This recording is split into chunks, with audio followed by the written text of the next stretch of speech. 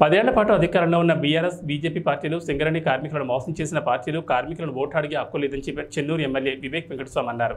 ఈ సందర్భంగా మాట్లాడుతూ ఫస్ట్, సెకండ్ ఫేజ్ పార్లమెంట్ ఎన్నికల్లో ఇండియా కూటమి ముందంజలో ఉందని, దేశవ్యాప్తంగా ఇండియా కూటమి విజయం సాధిస్తుందని తెలిపారు. సింగరేణిలో గుర్తింపు సంఘంగా కొనసాగుతున్న సిపిఐ అనుబంధ సంఘం ఏఐటీయూసీ నాయకులు పెద్దపల్లి కాంగ్రెస్ పార్టీ అభ్యర్థి వంశీకృష్ణకు మద్దతు ప్రకటించారు.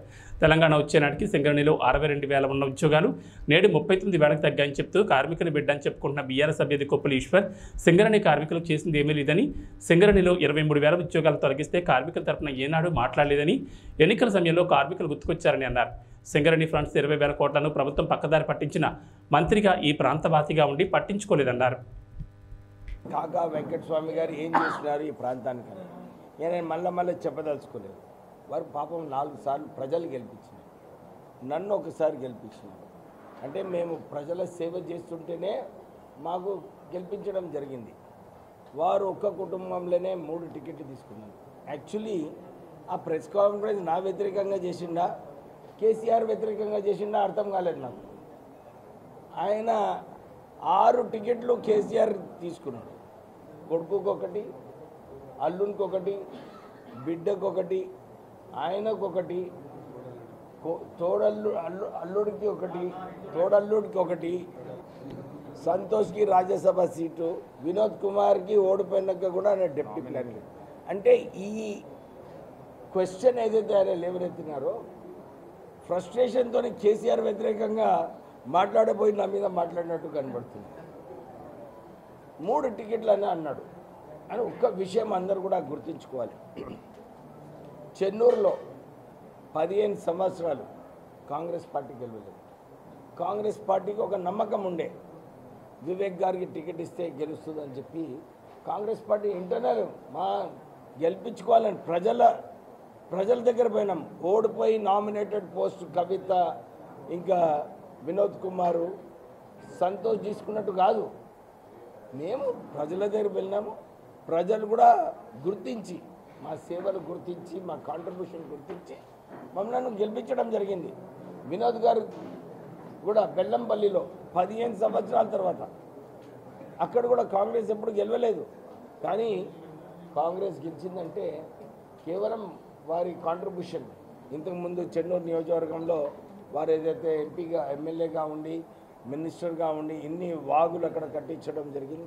ఇవన్నీ కూడా ప్రజల సేవ గురించి. నేను ఇదే వారికి కోరుతున్నాను, మీరు ఎలిగేషన్ నా మీద తుపాకీ పెట్టి కలిసే ముందు నీ పైన విమర్శించుకోవాలని చెప్పి ఈశ్వర్ గారిని కోరుతున్నాను.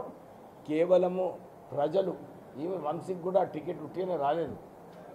కాంగ్రెస్ పార్టీ 10 సర్వేలు చేసుకున్నారు, ఎవరు గెలిస్తే బాగుంటుంది అని. 10 సంవత్సరాలు ఇక్కడ కాంగ్రెస్ గెలవలేదు పెద్దపల్లి పార్లమెంట్ నియోజకవర్గంలో. ఈసారి వంశీకి టికెట్ ఇస్తే గెలుస్తుందని చెప్పి వంశీకి టికెట్ ఇవ్వడం జరిగింది. నువ్వు యాక్చువల్లీ సామాజిక జస్టిస్ చేయాలని చెప్పి ఆయన చెప్పినాడు. ఎందుకు టికెట్ ఇస్తున్నారు వంశీకి? ఆయన ఓడిపోయినాడు ధర్మపురిలో, మళ్ళీ ఎందుకు వచ్చినాడు ఎంపీగా?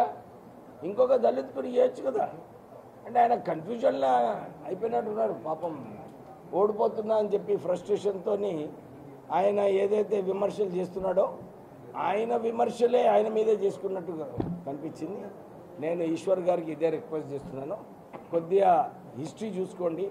2004 నుంచి ఎంత సేవ మేము కాకా కుటుంబం ప్రజల కోసం చేయడానికి ముందుకు వచ్చిందో, నువ్వు కూడా 2004లో కార్మికుడి కొడుకు అని చెప్పి నీకు కూడా అప్పుడు టికెట్ ఇవ్వడం జరిగింది.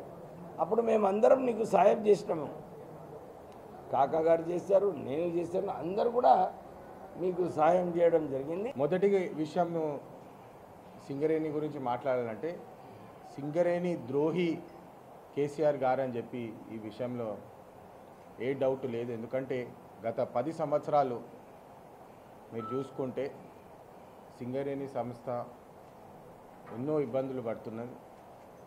వారికి చేయాల్సిన పనులు ఎన్నో అద్దదారిలో వదిలేసి కార్మికులని ఇబ్బంది పెడుతున్న పార్టీ టీఆర్ఎస్ పార్టీ అని చెప్పి ఈ సందర్భంగా అందరికీ ఒకసారి గుర్తు చేస్తున్నాను. ఎందుకంటే ఈ ఐటీ స్లాబ్స్ అనే విషయము ఇది ఇప్పటి విషయం కాదు, గత 10 సంవత్సరాల నుంచి జరుగుతున్నది. ఇది ఐటీ స్లాబ్స్ పెంచాలా, కార్మికులకు కొంచెం అండదండగా ఉండాలని చెప్పి కార్మికులు అడగడం జరుగుతుంది. కానీ దాని మీద ఏ యాక్షన్ కూడా తీసుకోలేదు కేసీఆర్ గారు, టీఆర్ఎస్ పార్టీ వాళ్ళని చెప్పి ఈ సందర్భంగా ఒకసారి గుర్తు చేస్తున్నాను. అదేవిధంగా సొంత ఇంటి పథకం, దాని మీద కూడా గత 10 సంవత్సరాలుగా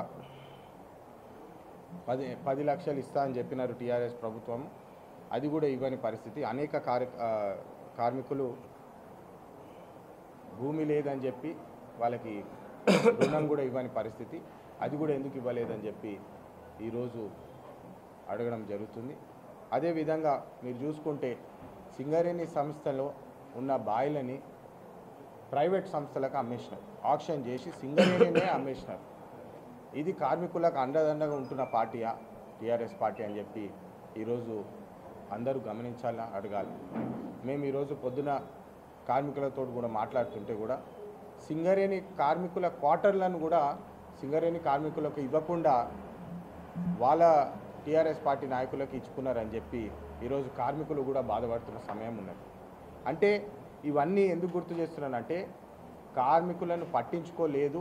గత 10 సంవత్సరాలు కేవలము సింగరేణి సంస్థలో ఉన్న కార్మికులని తెలంగాణ అంశం మీద వాడుకొని గొంతు కోసినారు ఈరోజు అని చెప్పి సభాముఖంగా మీ అందరికీ చెప్తున్నాను. ఎందుకంటే కార్మికులు బాగుంటేనే సంస్థ బాగుంటుంది, సంస్థ బాగుంటేనే మన రాష్ట్రం బాగుంటుంది, మన రాష్ట్రం బాగుంటేనే మన దేశం బాగుంటుంది.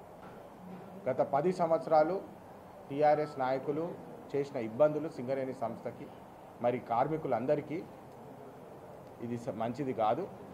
ఎందుకు కాంగ్రెస్ పార్టీని ఎంచుకోవాలంటే ఖచ్చితంగా ఈ పనులన్నీ చేసి తీరుతాము. కాంగ్రెస్ పార్టీ అన్న పార్టీ మాట ఇస్తే మాట నిలబెట్టుకునే పార్టీ. ఖచ్చితంగా ఇవన్నీ అమలు చేసి సింగరేణి కార్మికులకు, మన ప్రాంతంలో ఉన్న కార్మికులందరికీ న్యాయం చేసేలాగా మేము పోరాడి బాధ్యత తీసుకుంటున్నామని చెప్పి సభాముఖంగా తెలియజేస్తున్నాము.